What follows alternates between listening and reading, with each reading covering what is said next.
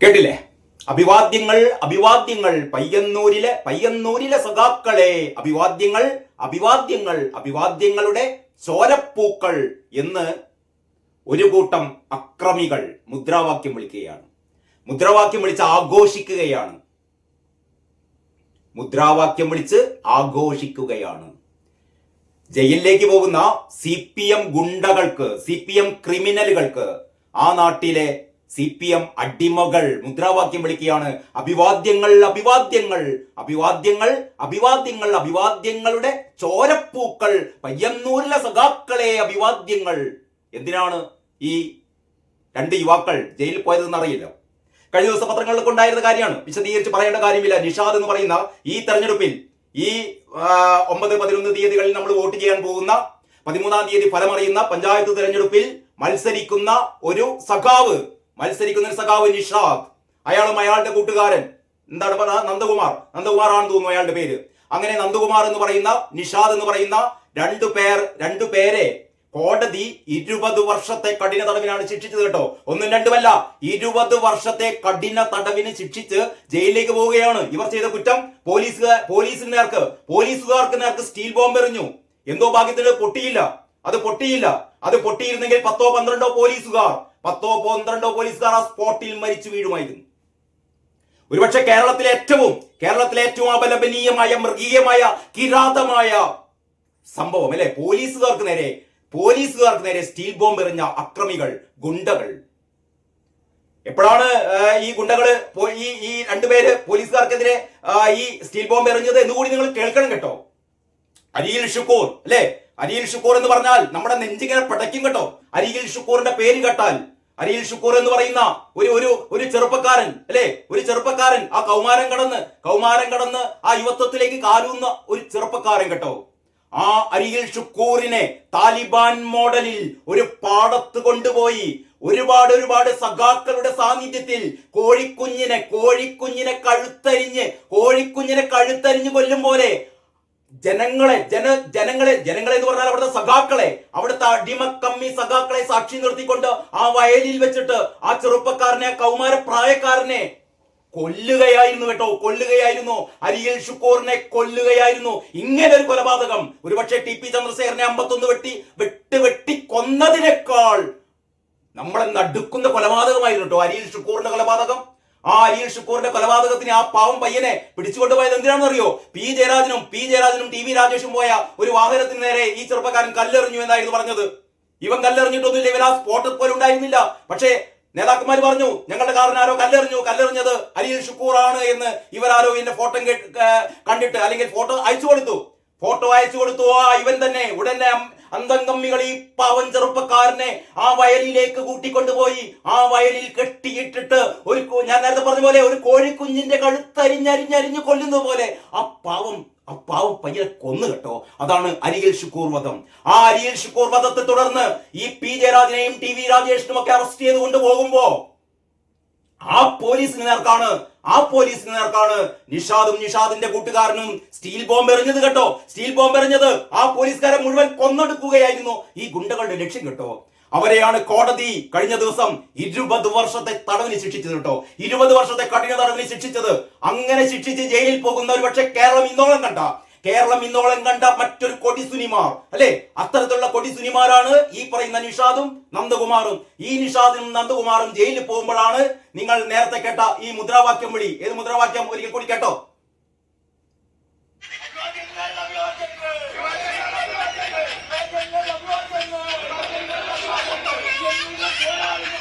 പയ്യന്നൂരിലെ പോരാളികളെ അങ്ങനെ വിളിക്കുന്നുണ്ടോ, പയ്യന്നൂരിലെ പോരാളികളെ. അപ്പോൾ ഈ സഖാക്കൾക്ക് ഈ പോലീസുകാരെ ബോംബെറിഞ്ഞു കൊല്ലുന്ന ക്രിമിനലുകൾ ഇവർക്കാരാണ്? പോരാളികളാണ്.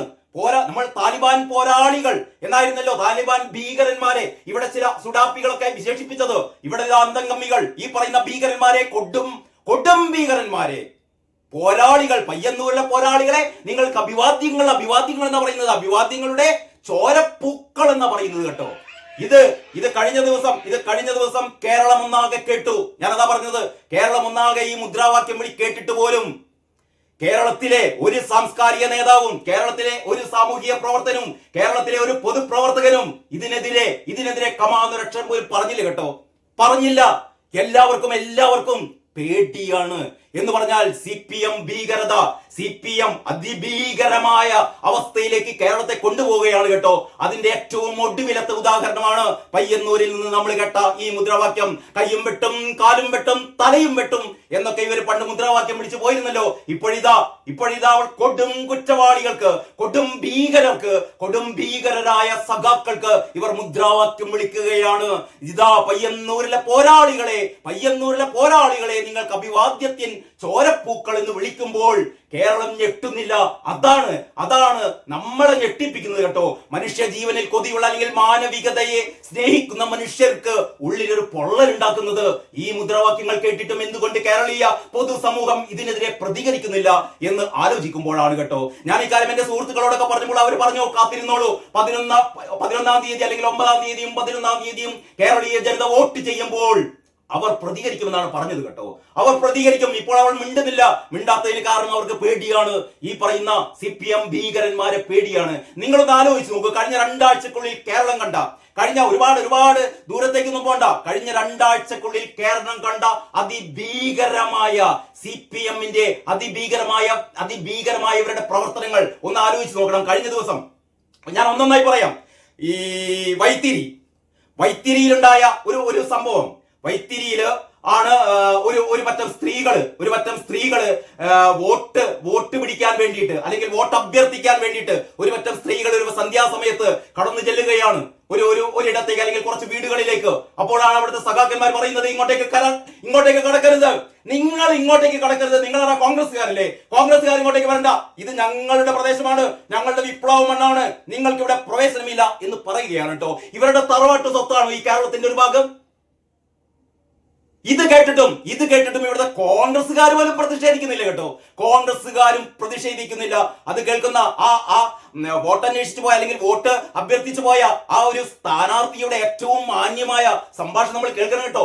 ഇത് ഇവർക്ക് നേരെ ഇങ്ങനെ കുലച്ചു ചാടുന്ന, ഇവർക്ക് നേരെ ബോംബെറിഞ്ഞില്ല എന്ന് മാത്രമേ ഉള്ളൂ, അല്ലെങ്കിൽ 51 വെട്ടി കൊന്നില്ല എന്ന് മാത്രമേ ഉള്ളൂ. ഇവരെ ഭീഷണിപ്പെടുത്തുകയാണ്. നിങ്ങൾ ഇങ്ങോട്ടേക്ക് കാലെടുത്ത് വെക്കരുത്, ഇത് ഞങ്ങളുടെ മണ്ണാണ്, വോട്ടൊന്നും നിങ്ങൾ അന്വേഷിച്ച് വരണ്ട, വോട്ട് അഭ്യർത്ഥിച്ച് നിങ്ങൾ വരണ്ടോ, നിങ്ങൾക്ക് ഇവിടെ വോട്ട് അഭ്യർത്ഥിക്കാൻ ഒരു അവകാശമില്ല, ഇത് ഞങ്ങളിവിടെ ഞങ്ങളുടെ സ്ഥലമാണ്, ഞങ്ങളുടെ സ്ഥലത്ത് ഞങ്ങൾ മാത്രമേ ഉള്ളൂ എന്ന് പറയുകയാണ് ഈ പറയുന്ന വൈത്തിരിയിലെ ഒരു പറ്റം ആൾക്കാർ. പിന്നെ നമ്മൾ കേട്ടു അതിനു മുമ്പ് ഒരു ഏരിയ പാർട്ടിയുടെ മുൻ ഏരിയ സെക്രട്ടറിക്കെതിരെ വധഭീഷണി മുഴക്ക് നമ്മൾ കേട്ടു. ഒരു ലോക്കൽ കമ്മിറ്റി സെക്രട്ടറി എന്താ പറയുന്നത് അറിയോ? നിങ്ങൾ നോമിനേഷൻ പിൻവലിക്കണം, പിൻവലിച്ചില്ലെങ്കിൽ നിങ്ങളെ കൊല്ലും പറയുന്ന ആരാണെന്ന് അറിയോ? ഒരു ലോക്കൽ കമ്മിറ്റി സെക്രട്ടറി. പിന്നെയും നമ്മൾ കേട്ടു അതിനു മുമ്പ് ഒരു വൈഷ്ണ എന്ന് പറയുന്ന തിരുവനന്തപുരത്തെ സ്ഥാനാർത്ഥി, UDF സ്ഥാനാർത്ഥി, ആ UDF സ്ഥാനാർത്ഥിയുടെ കോൺഗ്രസ് സ്ഥാനാർത്ഥിയുടെ നാമനിർദ്ദേശ പത്രിക വോട്ടർ പട്ടികയിൽ ഇവരുടെ വീടിന്റെ പേരെന്തോ തെറ്റായി കൊടുത്തിട്ടുണ്ട് എന്നൊക്കെ വ്യാജ ആരോപണം ഉന്നയിച്ചുകൊണ്ട് ഒരു സ്ഥാനാർത്ഥിയുടെ നാമനിർദ്ദേശ പത്രിക ഇവർ തള്ളുകയാണ് കേട്ടോ. അവസാനം ഹൈക്കോടതി ഇടപെട്ടിട്ടാണ് വൈഷ്ണവക്ക് സ്ഥാനാർത്ഥിത്വം നൽകിയത് കേട്ടോ. ഇത് പരാതിപ്പെട്ട മിടുക്കൻ, പരാതിപ്പെട്ട CPM-ന്റെ ഈ അടിമക്കമ്മിക്ക് 22 ഇയാളുടെ പേരിൽ 22 വോട്ടുണ്ട് അത്ര, കള്ളവോട്ട്. അപ്പൊ കള്ളവോട്ടുകളുടെ ആശാന്മാർ ഇവിടുത്തെ വൈഷ്ണവ് സുരേഷിന്റെ സ്ഥാനാർത്ഥിത്വം നിഷേധിക്കുകയാണ്. മറ്റൊന്ന് നിത്യശ്രീ കരഞ്ഞുകൊണ്ട് പറയുന്നു, അതായത് ഇവരുടെ ഒപ്പ് വ്യാജമാണ് എന്ന് റിട്ടേണിംഗ് ഓഫീസറെ കൊണ്ട് റിട്ടേണിംഗ് ഓഫീസറെ കൊണ്ട് പറയിപ്പിക്കുകയാണ്. ആ സ്ഥാനാർത്ഥി മത്സരിക്കാൻ പാടില്ല, പത്രിക തള്ളണം. പത്രിക തള്ളാൻ എന്തെങ്കിലും കാര്യം വേണ്ടേ? അവസാനം റിട്ടേണിംഗ് ഓഫീസർ പറഞ്ഞു ഈ ഒപ്പുങ്ങളുടെ അല്ല എന്ന്. ഈ റിട്ടേണിംഗ് ഓഫീസറുടെ മുന്നിൽ വെച്ചിട്ട് ഒപ്പാണെന്നേ. എന്നിട്ട് റിട്ടേണിംഗ് ഓഫീസർ പറയാണ് അത് നിങ്ങളുടെ ഒപ്പല്ല, കാരണം റിട്ടേണിംഗ് ഓഫീസർക്ക് പേടിയാണ്. ആരെ പേടിയാണ്? CPM-നെ പേടിയാണ്. അങ്ങനെ എണ്ണി പറയുകയാണെങ്കിൽ ഈ കഴിഞ്ഞ 2 ആഴ്ചക്കുള്ളിൽ CPM-കാർ ഇവിടെ നടത്തിക്കൊണ്ടിരിക്കുന്ന അതിഭീകരമായ ഇവരുടെ പ്രവർത്തനങ്ങൾ ഒന്ന് ആലോചിച്ച് നോക്കണം. എങ്ങോട്ടേക്കാണ് കേരളം പോകുന്നത്? എങ്ങോട്ടേക്കാണ് കേരളം പോകുന്നത് എന്നാണ് നമ്മൾ ഭീതിയോടെ കാണുന്നത് കേട്ടോ. മൂന്നാം തവണയും ഇവർക്ക് അധികാരം കിട്ടിക്കഴിഞ്ഞാൽ ഇവർ കേരളത്തെ പശ്ചിമ ബംഗാളാക്കി മാറ്റും കേട്ടോ. പശ്ചിമ ബംഗാളാക്കി മാറ്റുമെന്ന് ഞാൻ പറയുന്നത് പശ്ചിമ ബംഗാളിലെ 2 സ്ഥലങ്ങളെ കുറിച്ച് നിങ്ങളെ ഓർമ്മിപ്പിച്ചുകൊണ്ടാണ് കേട്ടോ. മാരി ചാബിയെ കുറിച്ചും സെയിന്റ് ബാരിയെ കുറിച്ചും ഒന്നും അധികം കേരളം ചർച്ച ചെയ്തിട്ടില്ല കേട്ടോ. നിങ്ങളൊന്ന് അറിയണം, ഇന്ന് തന്നെയെങ്കിലും നിങ്ങൾ അറിയണം, ഈ വരുന്ന പഞ്ചായത്ത് തിരഞ്ഞെടുപ്പിൽ വോട്ട് ചെയ്യാൻ പോകുന്നതിന് മുമ്പ് പ്രിയമുള്ളവരെ നിങ്ങൾ അറിയണം, CPM വീണ്ടും അധികാരത്തിൽ വരികയാണെങ്കിൽ നിങ്ങളുടെയൊക്കെ കുഞ്ഞുങ്ങളുടെ ചോര കുടിക്കാൻ വേണ്ടിയിട്ട് കാത്തിരിക്കുന്ന കഴുകന്മാരാണ് അവരെന്ന് നിങ്ങൾ അറിയണം കേട്ടോ. പശ്ചിമ ബംഗാളിലെ സെയിന്റ് ബാരിയിലും മാരി ചാബിയിലും എന്താണ് സംഭവിച്ചതെന്ന് നിങ്ങൾ അറിയണം കേട്ടോ. സെയിന്റ് ബാരിയെ കുറിച്ച് ഗൂഗിളിലുള്ള എന്താണ് അറിയോ? കേൾക്കണം നിങ്ങൾ. The phrase Bengal blood soaked meat to mother എന്നാണ്. Blood soaked meat to mother, അമ്മക്ക് രക്തം കുതിർന്ന ചോറമ്മയെ കൊണ്ട് തീറ്റിച്ച സംഭവം എന്നാണ് പറയുന്നത് കേട്ടോ. അതായത് 2 ആൺമക്കളെ വെട്ടിക്കൊന്നിട്ട് അവരുടെ ചോര ചോറിൽ കലർത്തിയിട്ട് ആ ചോറുരുള്ള ഉരുളകളാക്കി ഈ പൊന്നോമന മക്കളുടെ അമ്മയെ തീറ്റിപ്പിച്ച കൊടും ക്രൂരത ഒരുപക്ഷെ നാസി ജർമ്മനിയിൽ പോലും ഇല്ലാത്ത, ലോകത്തൊരിടത്തും കാണാത്ത അതിക്രൂരതയാണ് ബംഗാളിലെ സെയിന്റ് ബാരിയിൽ CPM ചെയ്തത് കേട്ടോ. അതാണ് ഞാൻ പറയുന്നത്. നിങ്ങൾ സെയിന്റ് ബാരി എന്ന് ടൈപ്പ് ചെയ്താൽ അതിൽ കിട്ടും നിങ്ങൾക്ക്. അതിങ്ങനെയാണ് പറയുന്നത്. The phrase Bengal blood-soaked meat to mother refers to a widely reported horrific political violence incident known as the Zain Bari massacre that occurred in Burdwan, West Bengal on March 17, 1970. 1970 പശ്ചിമ ബംഗാളിലെ ബർദ്വാൻ ജില്ലയിൽ ഇങ്ങനെ ഒരു സംഭവം ഉണ്ടാകുന്നത്. അവിടെയുള്ള 2 യുവാക്കളെ വെട്ടിക്കൊല്ലുകയാണ് കേട്ടോ. യുവാക്കളെ വെട്ടിക്കൊല്ലുക എന്നുള്ളതൊന്നും കേരളത്തിലെ നിങ്ങൾക്ക് ഒരു പുത്തരിയല്ലല്ലോ. ഒരുപാട് യുവാക്കളെ അല്ലേ, ശരത് ലാലിനെയും കൃപേഷിനെയും ഒക്കെ പോലെ 2 യുവാക്കളെ അരിങ്കൊല ചെയ്യുകയായിരുന്നു. ഇവിടെ വെച്ചിട്ട്, അമ്മയുടെ മുന്നിൽ വെച്ചിട്ട്. എന്നിട്ട് ഈ അതിൽ നിന്ന് ചീറ്റി ഒഴുകുന്ന രക്തം ഇവര് കോരിയെടുത്തിട്ട് ചോറ്റിൽ കലർത്തിയിട്ട് ആ ചോറ് ഉരുളകളാക്കി അമ്മയെ കൊണ്ട് തീറ്റിക്കുകയായിരുന്നു, വായിലേക്ക് ഇട്ട് കൊടുക്കുകയായിരുന്നു കേട്ടോ.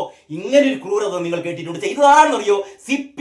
ബംഗാളിലെ CPMകാർ ചെയ്ത അതേ ക്രൂരതയാണ് കൂട്ടരെ കേരളത്തിലും ഇവർ ആവർത്തിക്കാൻ വേണ്ടി പോകുന്നത് കേട്ടോ. അതിന്റെ തുടക്കമാണ് പയ്യന്നൂരിലെ ഈ കൊലയാളികൾക്കുള്ള ജൈവിളി.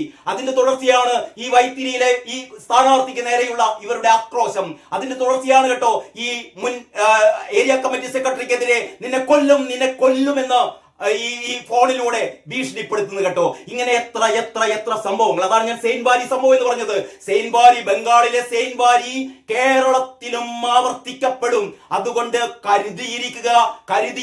വിഷപ്പാമ്പിനെ ഒരൊറ്റടി കൊണ്ട് പത്തിയിൽ ഒരൊറ്റടി കൊണ്ട് കൊല്ലണം കേട്ടോ.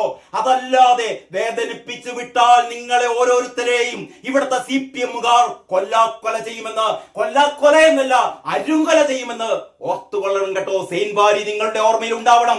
ഇന്ന് തന്നെ നിങ്ങൾ സെയിന്റ് ബാരിയിൽ എന്താണ് സംഭവിച്ചതെന്ന് വളരെ വിശദമായി പഠിക്കണം കേട്ടോ. കാരണം അതിനുള്ള സമയമായി, കേരളത്തിൽ അതിനുള്ള സമയമായി. അതായത് സ്വന്തം മക്കളെ കൺമുന്നിലിട്ട് അരിഞ്ഞ് വെട്ടി കൊന്നിട്ട് ആ രക്തം ചോറ്റിൽ കലർത്തി അമ്മയെ തീറ്റിപ്പിക്കുക എന്ന് പറയുന്ന കാടത്തം ഞാൻ പറയുന്നില്ല കേട്ടോ. കാടന്മാരങ്ങനെ ചെയ്യില്ല, മൃഗങ്ങൾ അങ്ങനെ ചെയ്യില്ല. ചെയ്യുന്ന ഒരു കൂട്ടരേ ഉള്ളൂ. അത് CPMകാരാണ് കേട്ടോ. CPMകാരാണ്. ആ CPMകാരുടെ പിന്തുടർച്ചക്കാരാണ് ഇതാ കേരളത്തിൽ ഇവർ കൊലയാളികൾക്ക് മുദ്രാവാക്യം വിളിക്കുന്നത്, സ്ഥാനാർത്ഥികൾക്ക് നേരെ ഭീഷണിപ്പെടുത്തുന്നത്. ഇവിടെ ഞങ്ങൾ മതി, ഞങ്ങൾ ഭരിക്കും, ഞങ്ങൾ കക്കും, ഞങ്ങൾ അഴിമതി ചെയ്യും, ഞങ്ങൾ കൊല്ലും എന്ന് പിണറായി വിജയന്റെ അടിമക്കൂട്ടം കേരളത്തിൽ കൊലവിളിക്കുമ്പോൾ സുഹൃത്തുക്കളെ, ഈ പറയുന്ന 11-ാം തീയതി എന്ന് പറയുന്ന ദിവസം, അല്ലെങ്കിൽ 9-ാം തീയതി എന്ന് പറയുന്ന ദിവസം നമ്മുടെ ചൂണ്ടുവിരൽ ഉയർത്താനുള്ളതാണ് കേട്ടോ. ഇത്തരം അധമക്കൂട്ടങ്ങൾ, ഇത്തരം കൊലയാളിക്കൂട്ടങ്ങൾ കേരളത്തിൽ വളർന്നു വന്നുകൂടാ. കാരണം നാളെ നമ്മുടെ മക്കൾ വളർന്നു വരേണ്ട മണ്ണാണ് ഇത് കേട്ടോ. ഇവിടെ ഇവരുടെ കൊലക്കത്തി അവർക്ക് നേരെ പാളരുത് കേട്ടോ.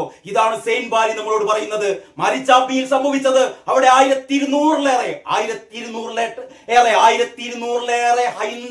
ഹൈന്ദവ ജനങ്ങളെയാണ്, ഹൈന്ദവ വിഭാഗക്കാരെയാണ്, ഈ ദളിതുകളായ 1200-ലേറെ പേരെയാണ് ഈ പറയുന്ന CPM കൊലയാളികൾ അരുങ്കൊല ചെയ്തു കേട്ടോ. അങ്ങനെ മാരി ചാബിയും സെയിന്റ് ബാരിയും മാരിച്ചാപ്പിയും സെയിൻബാരിയും മറക്കരുത് കേട്ടോ. ഇതൊക്കെ കൊണ്ടാണ് ബംഗാളിൽ നിന്ന് മൂടോടെ പിഴുതെടുത്ത് കാലങ്ങൾക്കപ്പുറത്തേക്ക് വലിച്ചെറിഞ്ഞത് കേട്ടോ. അത്തരത്തിലൊരു സംഭവം കേരളത്തിലും സംഭവിക്കാനിരിക്കുന്നു എന്നല്ല, സംഭവിച്ചിരിക്കും എന്ന് തന്നെയാണ് എനിക്ക് നിങ്ങളോട് പറയാനുള്ളത് കേട്ടോ. അതുകൊണ്ട് ഈ ഭീകരത, CPM ഭീകരത നാൾക്ക് നാൾ വർദ്ധിച്ചു വരുമ്പോൾ നമുക്ക് മുന്നിലുള്ള ഏക വഴിയാണല്ലേ, നമുക്ക് ആയുധങ്ങൾ എടുക്കാൻ വയ്യ, നമുക്ക് പ്രതിരോധിക്കാൻ ഒരൊറ്റ മാർഗമേ ഉള്ളൂ, അതാണ് ഈ തെരഞ്ഞെടുപ്പ്. അപ്പോഴും CPM പറയുന്നു ഞങ്ങൾ 15 ജയിച്ചു കഴിഞ്ഞിരിക്കുന്നു, 15 ഞങ്ങൾക്ക് എതിരാളികളില്ല എന്ന് അവർ നമ്മളോട് പറയുകയാണ് കേട്ടോ. നമ്മളെ മുഖത്തേക്ക് തുപ്പുകയാണ്, അവർ കാക്കിച്ചു തുപ്പുകയാണ്.